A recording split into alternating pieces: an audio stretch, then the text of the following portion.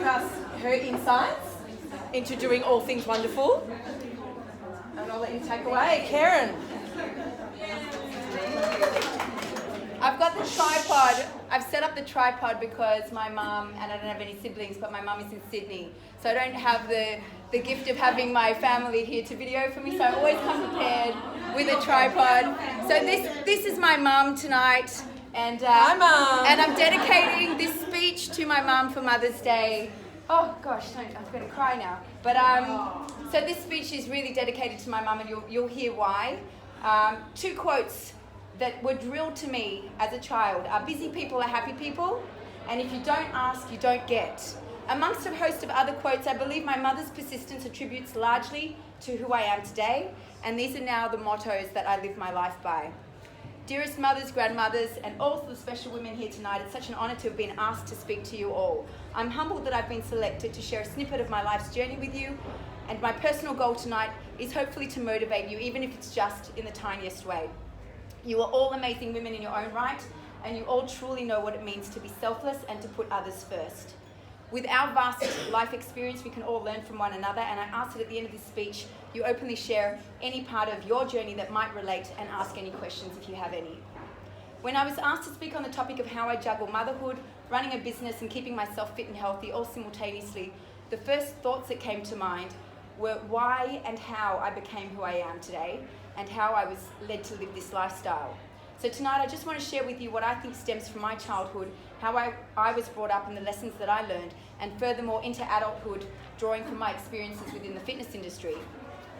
On my own, I balance running all elements of my Zumba fitness business, including marketing, accounting, and the contractors that work for me, amongst other casuals who work with me from time to time, and also solely running my home and my 2 children. Josh is in grade 1 at Sholem, and Ella is in senior kinder at Sholem. At the same time, I also run a small personal training clientele, and I also look after my health and fitness and my physique quite seriously. The brief summary that I will give to you now of where I've come from will hopefully share some clarity as to why and how I function the way I do today. But in saying this, I firmly believe that it's never too late to change habits. So it all comes down to planning, commitment, and discipline at any stage of your life, and this will be the running theme for my speech tonight. So it's planning, commitment, and discipline. I spent my entire life being busy. As an only child, I had to find ways to keep myself entertained, and extracurricular activity was hugely important in my school years. I was heavily involved in sports, music, and drama, but in order to juggle all of these activities, I had to plan, commit, and have exceptional discipline. Growing up as the only child in a single-parent home, I was constantly shuffled around and also had to follow my mother to all of her activities, as well as all of my own. My mother, being a single mum, was determined to continue living her life and enjoying her hobbies. So I followed her around to them constantly. This was actually something that I have vowed to also do as a single mother. I'm fierce in my determination not to lose my sense of myself or my womanhood, but I'll get to that a little bit later. In my early teens, I didn't have much time for boys or parties, which I believe was a very clever tactic on my mother's part, because she forced me to go to work at age 14, but working, just get that straight. So I was working at age 14, and I also had to juggle in all of the activities that I was doing. My mum did her best to give me every opportunity to learn. Thanks, Mum. But especially she pushed me in music, drama, performing arts, and in my tennis career. Looking back, I'm very grateful on all the skills that I acquired through my schooling. These extracurricular activities not only kept me very busy and out of trouble, but more importantly taught me what can be achieved through perseverance, drive, dedication, and commitment. Keeping active through my life proved not only to be a wonderful outlet for socialization, but I always felt that I had a support network around me, and being part of the Jewish community has always been a very big part of my life. The constant movement through exercise was definitely, in hindsight, a form of stress relief, which at the time I was too young to realize. Throughout my 20s, by day, I was a personal trainer. And something that even some of my close friends who I've made since moving to Melbourne don't know about me, but I was actually the lead singer in a functions band for many years as well in Sydney.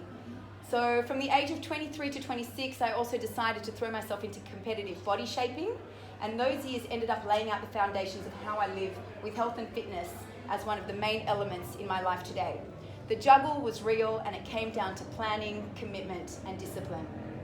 Once we learn the discipline of fueling our bodies to function at its best with food and exercise, we're more able and capable You move with more spring in your step. You sleep better, you have more energy, and possibly better flexibility, agility, and so on. I truly believe that having physical strength also gives you an additional mental strength. And during the 3 years of my competing, little did I know, but the physical strength that I gained has given me immense mental strength that would then help me later on in life with some pretty tough times. So now to break down the main topic that I'm actually here to speak to you about is how I juggle motherhood, running a business, and keeping myself fit and healthy simultaneously. Firstly, I just want to talk about sleep. Whether or not you have the stresses of running a business or working for someone else or just running the home as well, which is so stressful, we all know that it's a juggle and a half. And sometimes I do think that we are truly superheroes, us women. The minute we give birth to our babies, we are all faced with intense sleep deprivation or worse, the sleepless nights, the crying, we've been up all night, feeding, nightmares, perhaps even woken up to the sound of what we thought was the plumbing going wrong, only to realise that it's your son doing a wee on the kitchen floor. Please don't talk about that around Josh because he's so embarrassed. But we've all been there, and most of the young mums that are here might possibly still be going through it. But from what I hear, the sleep deprivation never really ends, and as everyone keeps telling me, little kids, little problems, big kids, big problems, so I'm under no illusion that it's going to get any easier, but it's just going to get different. Most of us need roughly 7 hours sleep. My personal body clock is adjusted to 6 a.m. wake-ups no matter where I am, whether I'm on holiday, in routine, out of routine, and it doesn't matter what time I go to sleep. I wake up at 6 o'clock, and it is frustrating, but you just deal with it.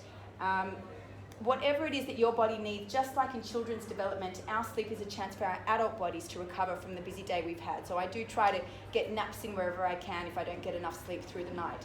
Sleep deprivation or not enough sleep causes not only an imbalance in our hormones, which can lead to obesity, but we also tend to have less self-control. We end up potentially eating more, and we potentially eat more of the wrong things. I have a very strict routine with my children being in bed at 7:30 and lights out at 8. And this gives me a couple of hours to clean up, catch up on any work that I need to do, and then having a little bit of downtime for myself before I hopefully get to bed and get 7 hours of sleep.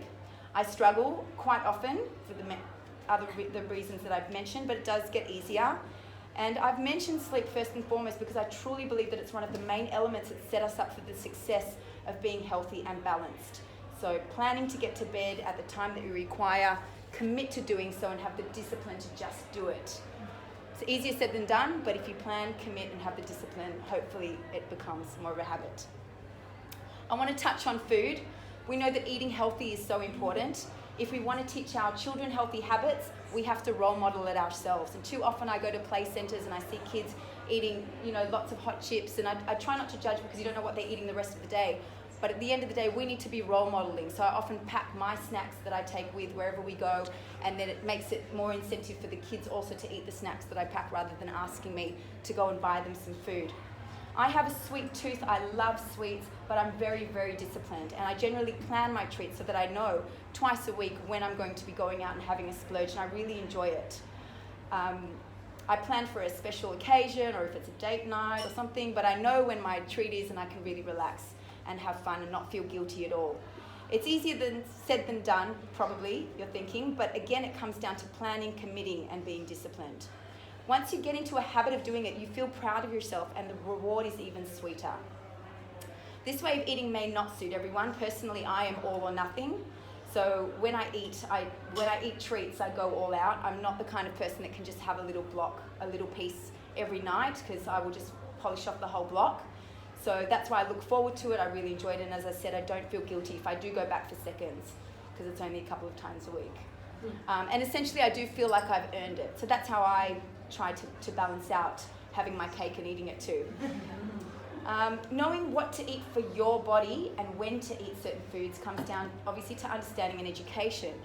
For me, I believe it's all about balance. As I said, you can have your cake and eat it too. And that's where a nutritionist or a coach can really guide you if you're not sure.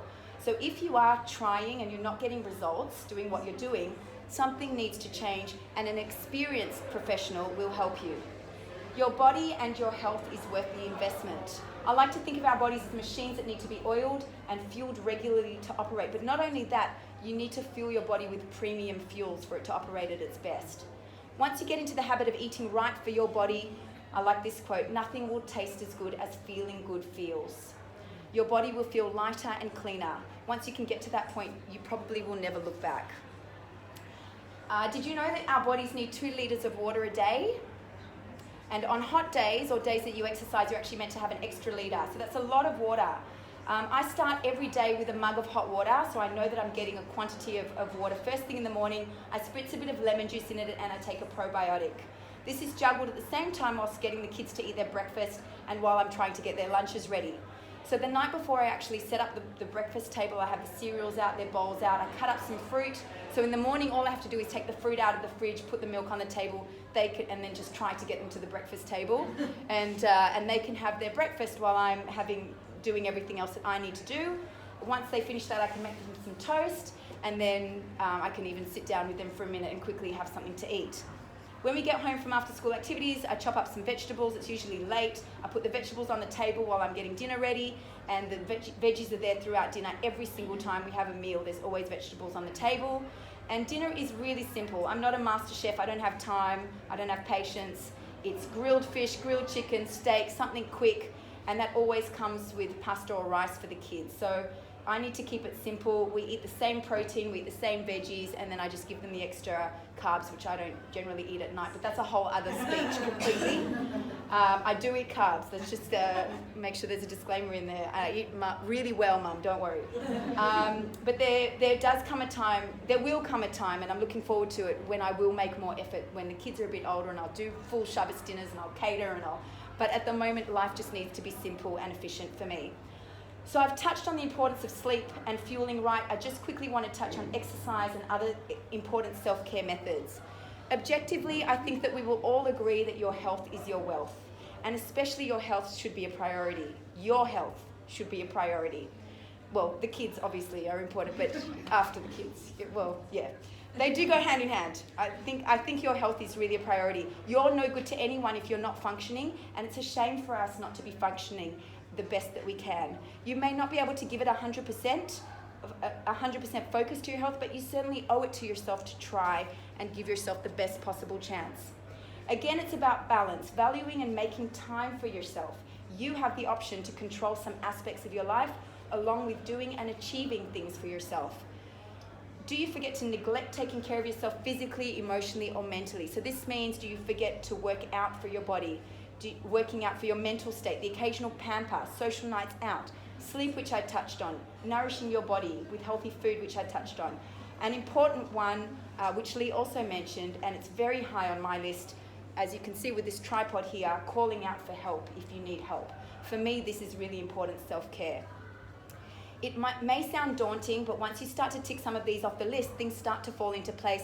Life does seem a little bit more manageable, and in turn, it's much more enjoyable, and it's not unachievable.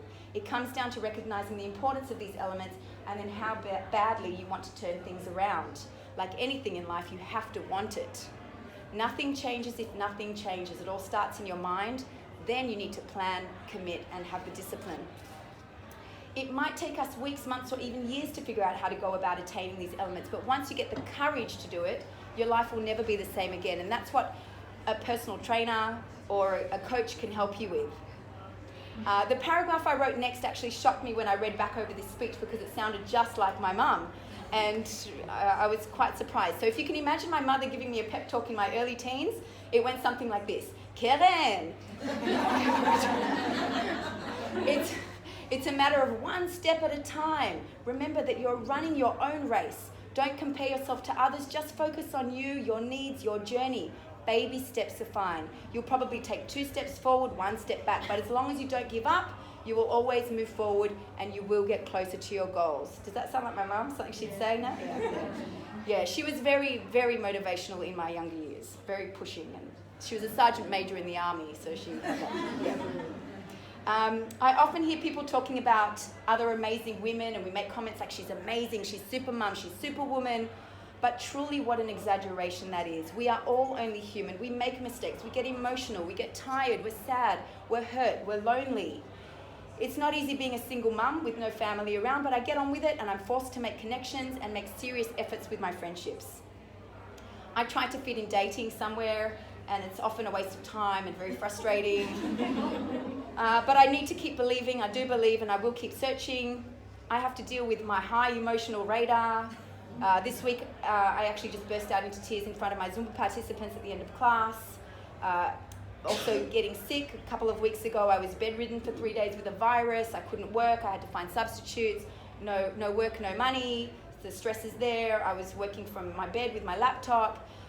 Life happens, it gets in the way, things get in the way, but it's about getting back up and continuing just to move forward, keep smiling, and to set mini goals and challenges to keep us on track and striving for more. When we have our babies, we all start our personal journeys to find ourselves again. We all start at different stages, and for some of us, it can take years to find ourselves again. There was a very obvious turning point for me, and again, that's a totally different speech that I could talk about, but the point is that there was a turning point. A switch just flipped for me, and I started making changes that would benefit my well-being, step by step. This was also brought on by the recognition that I wanted to be the best female role model to my daughter that I could be. You can say that you don't have time to do the things that you want to do, need to do, or love to do, but again, if you really want it, you'll make time. I don't know why that's in there, but it's just a repetition, but I'm just trying to make the point.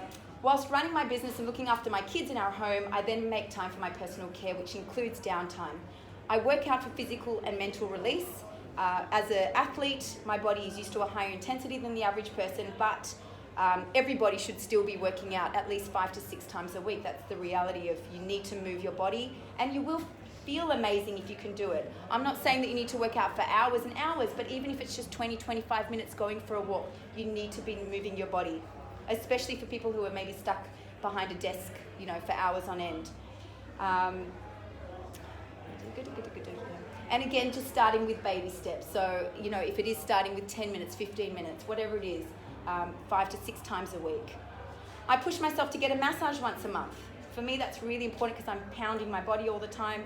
I may not comfortably have the money or the time to do so, but it's important to me, and I find a way to make it happen. I make sure that I have girly catch-ups, whether it's just a coffee or a girls' night. I try to catch up with my girlfriends at least once every 3 weeks. But that is important for me. I make sure that I get to bed by 11 p.m. at the latest, and I'm usually up around 6 a.m. as I mentioned, but the problem at the moment is it's interrupted, so it does make me grumpy and tired. I just have to keep smiling and pushing on. I plan my meals so that I'm fueling my body according to my needs, my energy and my nutrition needs. And as I don't have any immediate family, which is both a blessing and a curse, if I need help, I'm not afraid to ask a friend, or I just have to pay a babysitter. It is what it is. I didn't, and you shouldn't expect to do all of these things at once, but if you start by taking those baby steps, you will surely get there, and the most important thing to remember is that you deserve it. Obviously, as mothers, we can't be totally selfish. Kids always come first, but when you have an achievable goal, you make a plan to get there, working around your other commitments as best as possible. Setting personal goals, big or small, gives us momentum to keep striving and to be proud of ourselves, which gives us more confidence. It also allows us time for us, to take a short break from being mum, wife, daughter, sister. You can just be you, reignite your passions, and that will be the most generous gift that you can ever give yourself, and then in turn for those around you, to see you so happy. Something that you can feel proud of, finding your sense of self and your sense of achievement. Hopefully that will have a domino effect into other aspects of your life. I hope you will set yourself some personal goals, be it with regards to sleep, food, exercise, or other well-being needs. Make a plan, commit, and be disciplined. I'm always happy to chat, so if you see me around, please say hi, or if you'd like to get more serious and take it one step further, you can book in a consult. But I will close with one more quote that I constantly remind myself: perfection is the enemy of success. It doesn't have to be perfect. It doesn't need to be 100% perfect. No one is perfect. Superwoman is fictional. No one needs the unnecessary pressure. If the house isn't clean for a few days, so be it. If the washing piles up for a few days, let it be. And then you can just smash the washing machine for like 6 hours. But look after you. Life is too short. And the motivational reminder once more is that in order to balance it all, you just have to have a plan, commit, and stay disciplined. I didn't properly plan this present because